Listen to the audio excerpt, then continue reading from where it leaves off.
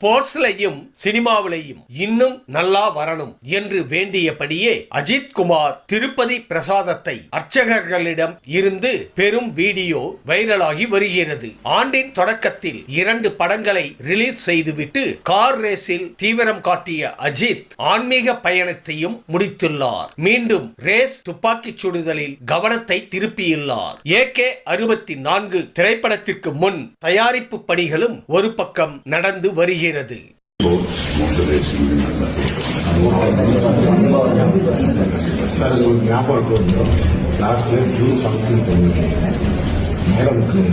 ஜூலை 10 2 வேண்டிக் கொண்டு நாங்கள்லாம் பேர் சொன்னோம். கூட வேண்டிக்கிட்டு சார் கிட்ட பண்ணிடணும். நல்லா நீங்கள் கண்டிப்பாக ஏற்ற மாதிரி சார். நீங்கள் ட்ரை பண்ணுங்க.